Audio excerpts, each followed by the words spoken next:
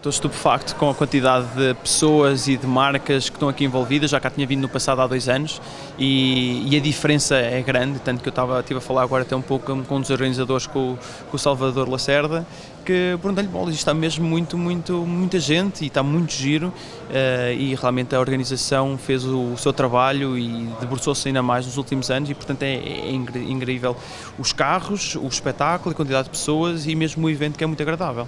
O que é que significa para ti um piloto estar num evento destes? Agora não a pessoa Filipe, mas alguém que está ligado aos esportes motorizados, já lá vamos, há muitos e muitos anos. Bom, eu considero-me ao mesmo tempo como muitas dessas pessoas, ou seja, que estamos aqui, aliás, eu sou exatamente como dessas pessoas que são apaixonadas pelos automóveis. Mas foi a sorte em que o meu pai me ter dado a oportunidade de andar de kart e começar desde cedo, e depois ter jeito para a coisa e ter a sorte de conseguir ser piloto de automóveis internacional. Que é preciso ter sorte e é preciso ter dedicação e isso tudo. Mas, portanto, quando não estou a correr, eu continuo a gostar de automóveis, de carros desportivos, de eventos, e este fim de semana não estou a correr e, claro, tive de vir aqui dar um pulozinho, principalmente com a dimensão que está a tomar agora o Caramulo Motor Festival. Já viste a exposição dos supercarros? Já estive aqui a dar uma vista de olhos e estou agora ali a ver um Bugatti também antigo, nem sei o ano que é, mas é espetacular, é daqueles carros que nem existe cintos, porque na altura a mentalidade era que os pilotos tinham que ser projetados, coisa que é inconcebível para a década, para os tempos atuais, mas é super interessante para mim ver como é que os carros eram construídos, como é que eles eram feitos, principalmente agora, tendo uma noção de como é que eles são e ver as diferenças, como é que eles faziam isto assim na altura, como é que este volante de pau tão grande, como é que eles guiavam, e é interessante ver essas diferenças todas. Já tiveste a oportunidade de ver, ali em frente ao museu está uma empresa de leilões que vai fazer um leilão de um conjunto de carros clássicos, está lá um Bentley com um motor de V8 a descoberto. Vi, achei uma relíquia, aquilo é realmente, e está em condições espetaculares, com os cromatos todos ao pormenor e dá um gosto enorme. Eu próprio também estou a restaurar um carro clássico, também que o meu pai me, aliás, foi o primeiro carro que o meu pai me deu, e que tive o meu nome. E portanto estou a restaurá-lo todo e portanto também estou por dentro dos carros clássicos e do trabalho que dá em mantê-los, e portanto é paixão, não é? Isto não é difícil de descrever, apenas uma pessoa gosta e acabou. Falaste no teu pai, falaste no karting e vamos então agora fazer aqui uma breve resenha da tua presença no desporto motorizado. Começaste precisamente nos kartings, foste fazendo as coisas, enfim, um bocadinho com o grande apoio do pai, até que surgem aquilo que para ti terá sido um elemento importante, o contacto com os irmãos Couceiro, e a partir daí o teu envolvimento no desporto motorizado é diferente. Sem dúvida alguma, ou seja, comecei muito amadoramente, aliás, como toda a gente começa e como deve começar também, porque desde pequenos nós não sabemos se temos a vocação, não sabemos se vamos ter a capacidade para seguir o longo caminho que é. Portanto, porque há momentos da carreira que uma pessoa sempre questiona, porque é longo o caminho, mas sem dúvida alguma que fui-me testando ao longo das etapas e também muito cedo tive a sorte, depois de conhecer o Nuno e o Pedro Couceiro, que estavam no tempo certo da minha carreira a criar uma equipa e virem para Portugal, porque o Nuno e o Pedro estavam na carreira internacional do Pedro nas Fórmula 3, na Fórmula 3000 e a fazer testar mesmo com a Fórmula 1, e eles sabiam melhor que ninguém qual era o caminho das pedras para se fazer carreira neste desporto.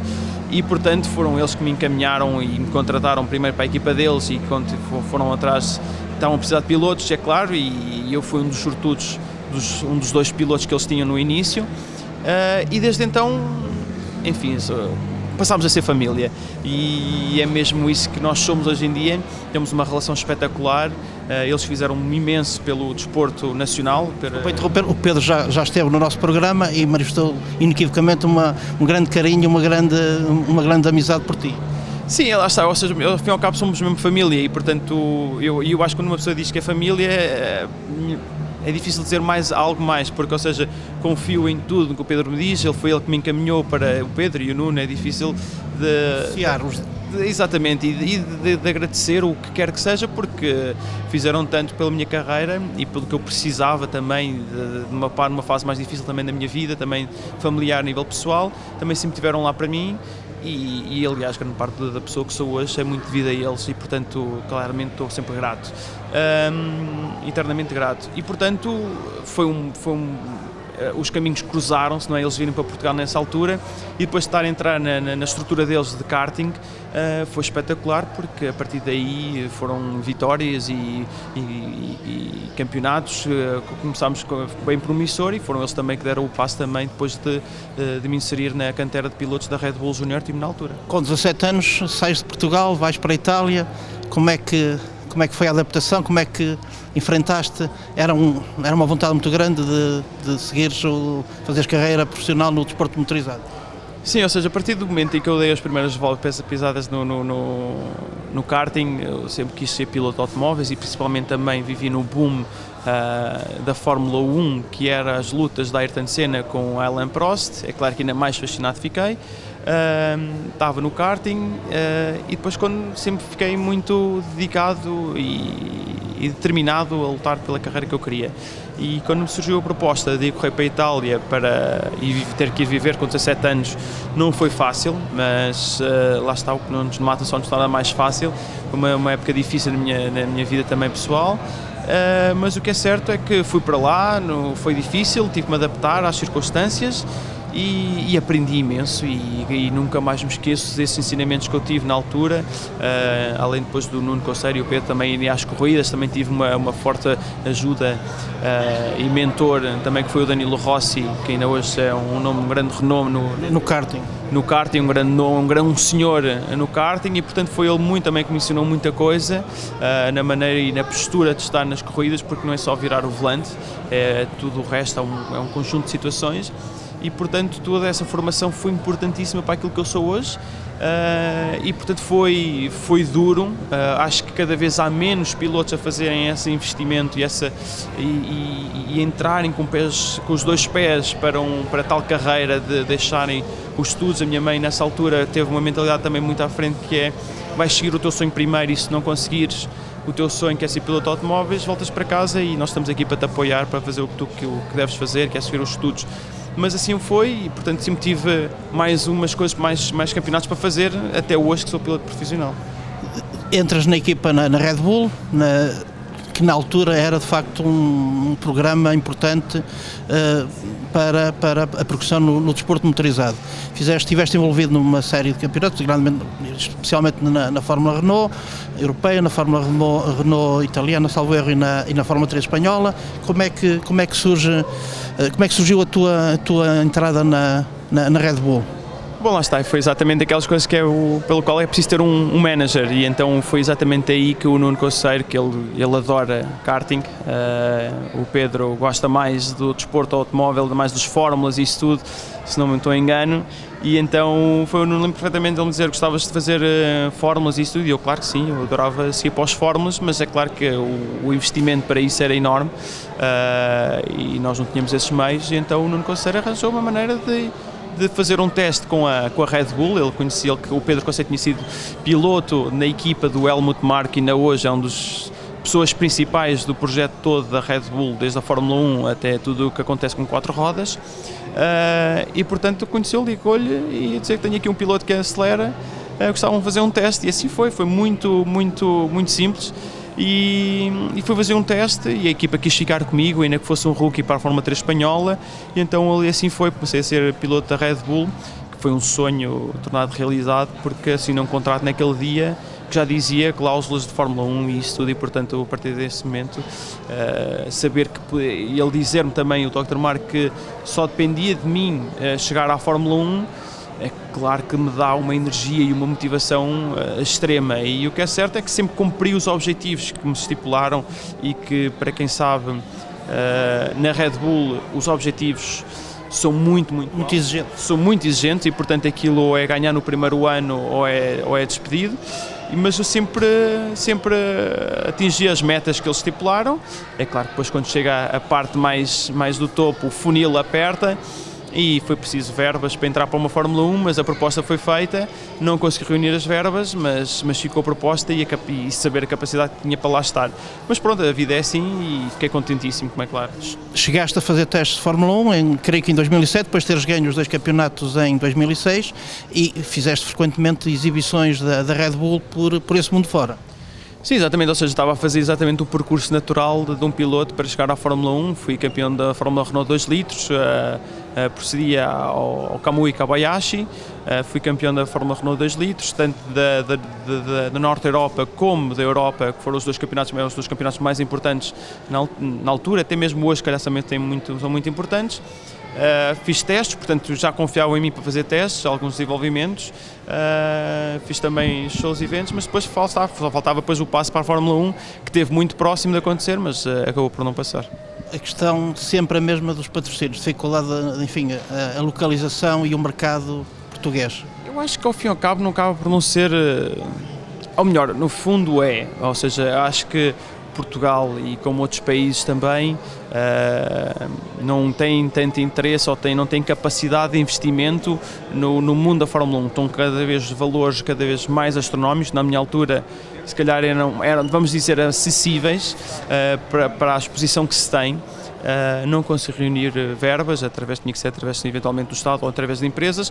Hoje em dia os outros pilotos que chegam lá ou é porque não têm dinheiro de família ou porque têm um país por trás, como se teve há alguns tempos a Venezuela a patrocinar ou a Colômbia a patrocinar.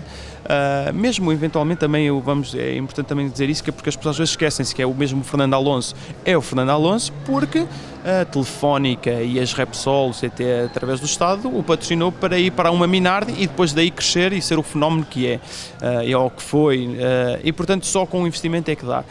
Nós não estamos para aí tão virados, porque nós se calhar também não tem a ver tanta com a dimensão, porque temos países também igualmente pequenos de população e que têm... Com práticas até em termos de incentivos governamentais e essencialmente também do ponto de vista, se calhar, enfim, do público, muito centrados no futebol e tudo o resto, os esportes motorizados bastante laterais.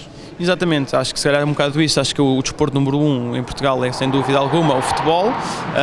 Temos, por exemplo, a Finlândia com uma grande história de pilotos na Fórmula 1 e no desporto automóvel, porque também estão muito para ali vocacionados e há investimento desse lado e, portanto, isso está. Estamos a falar de partes mais políticas e de interesses, não é? Mas simplesmente aconteceu isso e não deu para mim. E estou a falar de mim como há outros tantos portugueses que uns conseguiram, o Lamy conseguiu, o Pedro Martins já conseguiu, o António Félix Costa não conseguiu, exatamente 4 anos ou 5 anos depois, exatamente passar pelo todos os... Também pela Red Bull, no mesmo programa. Exatamente, e ganhar as corridas que ganhou e ficar à porta, simplesmente porque, no caso dele, foi um russo que lhe passou à frente, por causa de investimento e que não estava preparado. Mas as coisas são assim mesmo e tanto eu e também vou falar um bocadinho agora também pelo António, que também está muito feliz, porque ele sabe perfeitamente que é melhor que outros pilotos e que não foi mais alto por falta de investimento, mas é o que é, ou seja, ele é piloto profissional como eu e nós os dois também devemos muito à Red Bull por ter-nos dado aqueles espaços iniciais nos Fórmulas. Terminada a fase da Red Bull, tens participação na A1GP, com bons resultados. Numa das épocas estiveste a lutar pelo título até a última corrida. Que ideia é que tens do conceito desse campeonato, enfim, que acabou por durar 3, 4 anos e depois acabar por ser extinto? Havia também, em alguma fase, envolvimento dos clubes desportivos.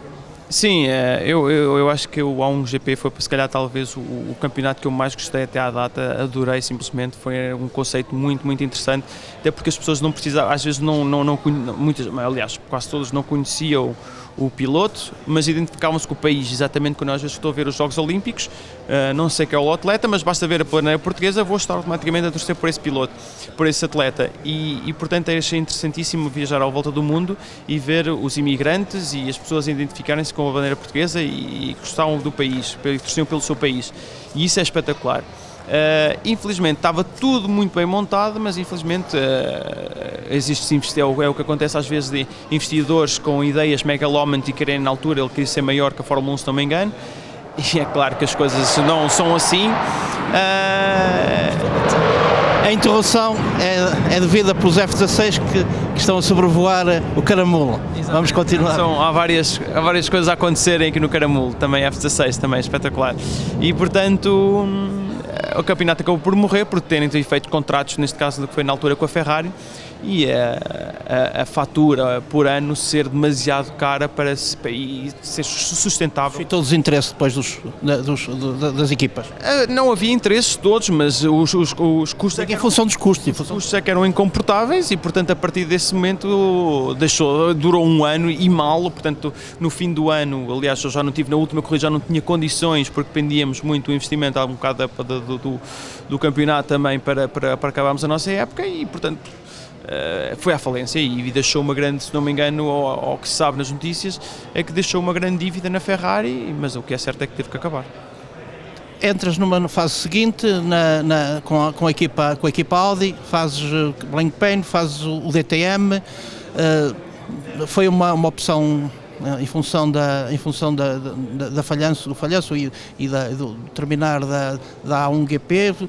Pensaste numa outra fórmula ou foste diretamente para os chamados carros fechados?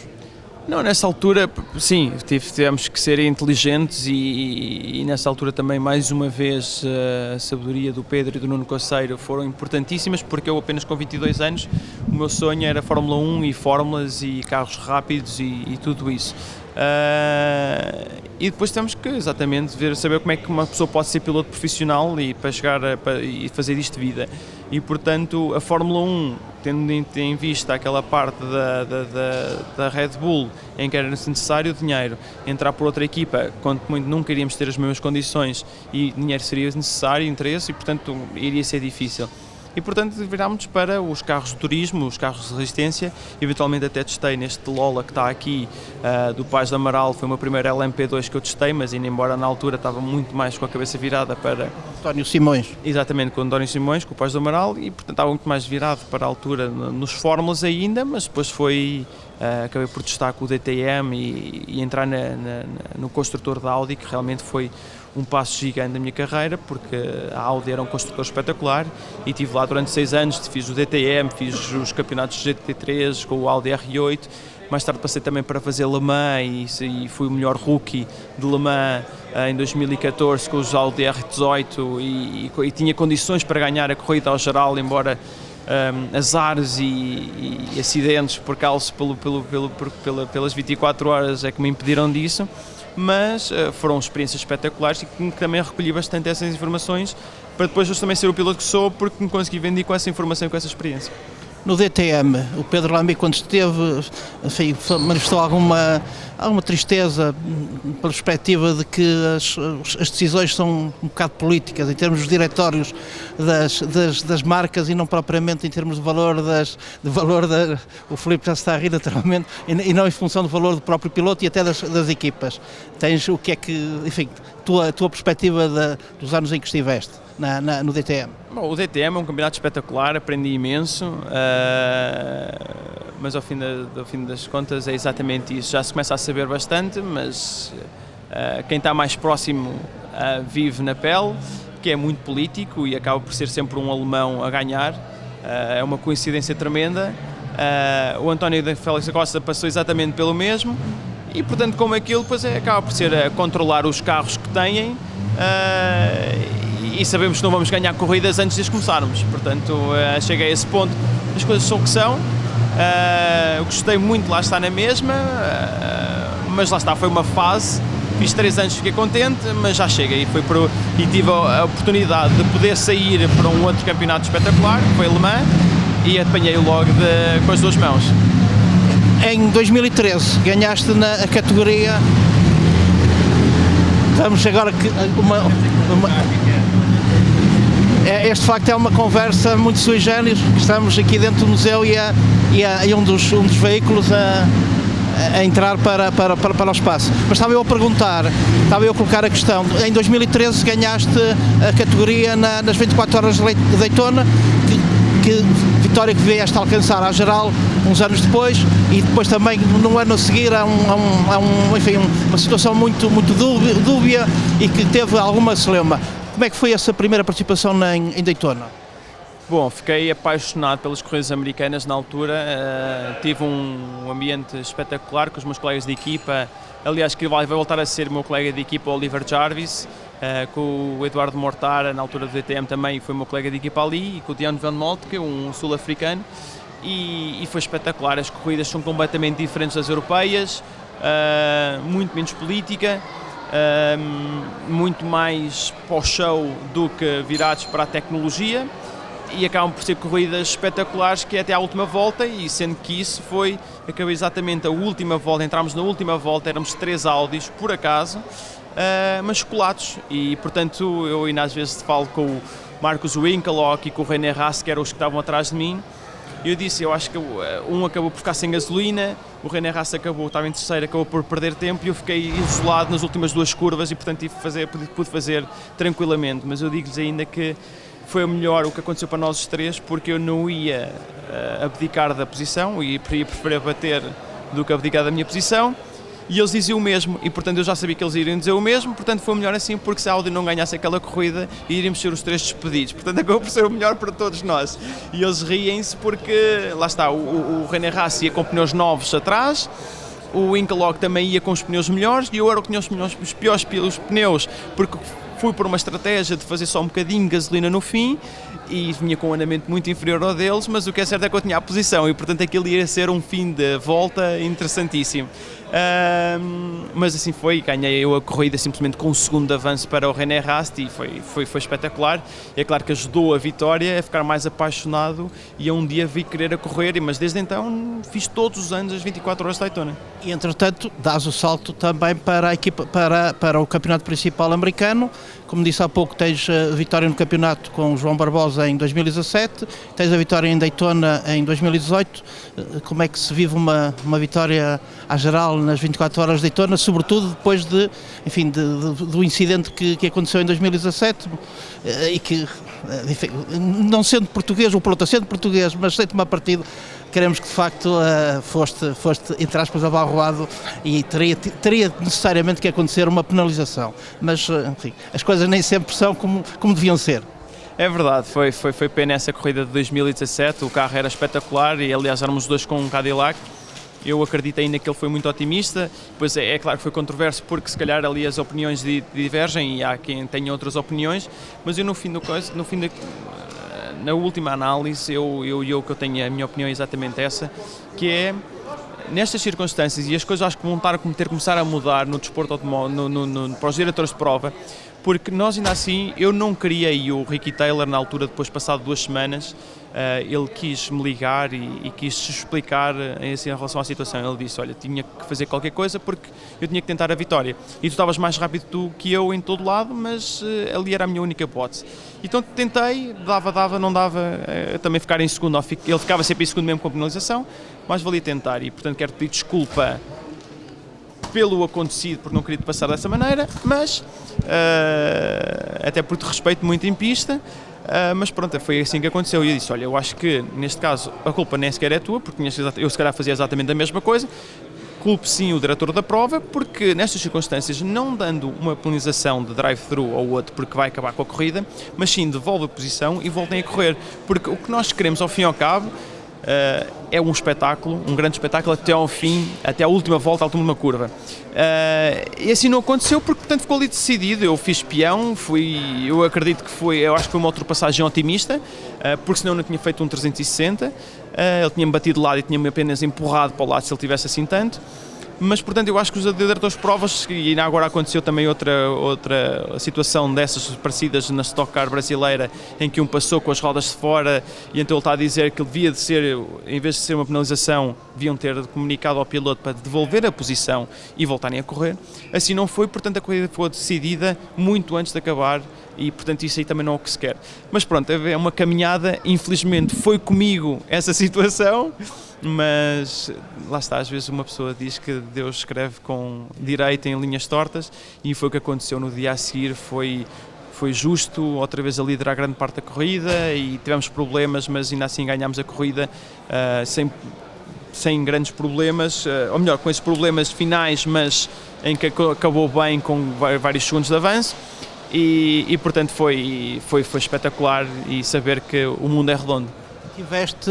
Tens algum sabor amargo do LMS, de duas classificações, enfim, particularmente em 2014, com grande perspectiva de ganhar o campeonato em Portugal, no Estoril. Eu tenho tido alguns azares em conseguir a última parte, ganhar os campeonatos, não por minha culpa. Nesse caso foi do meu piloto, o gentleman driver do carro, que fez um erro. Tínhamos um carro espetacular, não ganhámos o campeonato por pouco. 2 anos a seguir, o ano a seguir também exatamente a mesma coisa. Mas as corridas são mesmo isso, e o facto, ao mesmo tempo que isso não foi o meu problema, é o facto é que eu tenho tido sempre propostas para correr nos anos seguintes, muito antes deles começarem, e isso é o que me faz achar feliz. É claro que vou continuar a tentar para conseguir o campeonato do ILMS, e ainda por cima porque eles acabam no fim do ano em Portugal. Antigamente tem sido no Estoril, agora em Portimão. Este ano outra vez vai ser em Portimão, que não estou em condições para lutar pelo campeonato, mas espero que para o ano esteja. Já estou a falar com a equipa para falar para o próximo ano, para fazer outra vez o ILMS. Gostava de repetir e um dia tenho que ganhar o campeonato, não sei como, mas tenho. Em 2019 estás em várias frentes, particularmente com as viagens para os Estados Unidos, e por isso é que nós damos aqui muito obrigado pela tua disponibilidade. Sabemos que de facto a tua vida é muito ocupada, com deslocações frequentes. Qual é a perspectiva para 2020? Em termos de manteste nos Estados Unidos, o LMS? Sim, a ideia é repetir tudo, ou seja, acho que neste momento sou o único piloto a nível mundial a fazer os 3 grandes campeonatos de resistência, seja o WEC, seja o ILMS, seja o IMSA. A ideia é repetir. O WEC começou agora em setembro, acaba em junho, portanto vou fazer outra vez as 24 horas de Le Mans em 2020, que é ótimo num carro muito competitivo, que é o OREC, que é com a United, portanto vou claramente para ganhar a classe. E depois não sucedia com o anterior modelo? Ou seja, fomos sempre a tentar fazer o melhor resultado. O ano passado tivemos em condições de chegar ao pódio, mas tivemos um acidente do meu colega de equipa. Mais uma vez, não foi culpa minha, mas as coisas acontecem. Um dia há de ser culpa minha, porque nós andamos tanto no limite, às vezes acontecem os erros. E portanto, vou querer renovar também com o campeonato americano. Ainda não estamos nesse patamar, ainda não chegámos a isso, mas estamos a fazer tudo para isso. E depois também vamos ver se faço outra vez o ILMS para o próximo ano, mas se calhar também agora ainda é um bocado cedo para definir tudo. Em 2010 tens a vitória na Corrida dos Campeões. O que é que isso significou para ti? Numa final, eliminatórias, com campeões do mundo, com heptacampeões do mundo, o que é que isso significou para o Filipe Albuquerque como piloto, Filipe Albuquerque como pessoa? Eu sempre vi as coisas à minha escala e volto sempre ao meu pensamento de quando comecei, ou seja, adoro conduzir e cheguei tão longe porque sempre me quis testar contra o próximo patamar. E quando me convidaram para fazer essa corrida de primeira de qualificação cá em Portugal, em que ganhei as corridas todas, quando fui lá depois representar Portugal com o Álvaro Parente, a ambição era exatamente essa, a minha maneira, a minha postura nas corridas é exatamente essa. Uau, agora estamos aqui contra todos os campeões de várias modalidades, eu vou ver qual é o meu patamar e se eu tenho capacidades para andar no mesmo nível deles com carros diferentes. No primeiro dia correu tudo muito mal, o Álvaro Parente teve um furo, eu perdi uma corrida, enfim, fomos logo eliminados, e no dia a seguir acalmei-me e vou-me aqui divertir, fazer o que eu faço melhor, o que eu acho que faço melhor, e fazer o meu melhor e mais nada, isso apenas é um evento de diversão, mas que ninguém quer perder. E o que é certo é que estava nos meus dias e estava imbatível, ou seja, eu sentia-me completamente confiante e quase que me sentia na fase final contra o Vettel e contra o Loeb, sabia que ia ser apertado, mas estava muito confiante porque eu conseguia fazer curvas perfeitas, mesmo contra o Loeb, que eram com um carro com um buggy, que uma pessoa tinha que andar como ele, com um bocado de lado, mais na praia do Loeb do que a minha. Mas ter ganho foi espetacular e foi o concretizar desta minha mentalidade que eu tenho, que cada vez que vou para uma pista vou fazer o meu melhor e ver onde é que eu vou estar na grelha e qual é que vai ser a minha posição. E o que é certo é que estou exatamente no mesmo nível contra os outros, ou seja, já sabia que teria tido capacidades de ir à Fórmula 1, por ter visto colegas e pilotos adversários com que eu fiquei à frente deles e irem à Fórmula 1 e a terem lugares muito melhores que os meus, mas simplesmente porque pagam, têm países por trás. Não fui mais longe por falta de investimento ou por uma A ou B, mas o que é certo é que quando estão as condições todas idênticas, como é um Correia dos Campeões que não conta para nada, mas que toda a gente quer ganhar, acabei por ganhar. E é claro que depois no ano a seguir fui lá e as coisas não me correram bem. Eu não estou a dizer que sou o melhor de todos, longe disso, longe disso. Apenas eu quero dizer que tenho, em condições idênticas, consigo estar ao nível dos melhores. E lá está, como ninguém é imbatível, claro que também perco, não quero, é longe de mim estar a dizer que sou o melhor de todos, mas que fiquei bastante contente por poder saber que também sou rápido e também consigo estar ao nível dos melhores do mundo, que foi contra eles todos. Sentes-te muito bem na pele de piloto profissional de desporto motorizado? Muito bem, e tenho uma sorte enorme porque faço isto de uma paixão enorme e visto completamente a camisola, as equipas gostam de mim e pelo que me dizem, acho que nunca fui despedido de nenhuma equipa, nunca nenhuma equipa não quis continuar comigo para o ano seguinte, portanto isso é bom, ou seja, só não continuaram, por exemplo, como a Audi, porque acabaram com os projetos deles que estavam em Le Mans. Eu não quis fazer GT3 porque não era esse o meu interesse e neste ano me convidaram para fazer uma corrida de GT3, mas não aceitei porque estou mais direcionado para os protótipos, é isso que eu quero, eu tenho o meu sonho e eu quero segui-lo com minhas garras todas, com o que eu tive até agora, que é ganhar as 24 horas de Le Mans.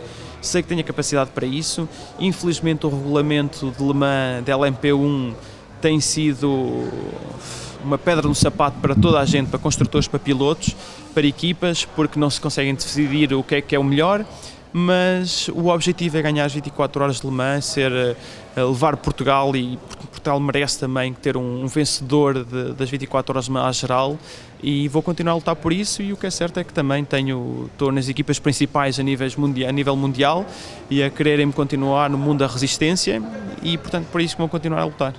Não há melhor maneira de terminar esta nossa conversa do que sentir esta força, esta garra do Filipe, e naturalmente que tens todo o nosso apoio, tens um país inteiro a torcer por ti para concretizares esse sonho da vitória nas 24 horas de Le Mans. Filipe, muitas felicidades e muito obrigado pela tua disponibilidade. Obrigado a vocês também pelo vosso trabalho.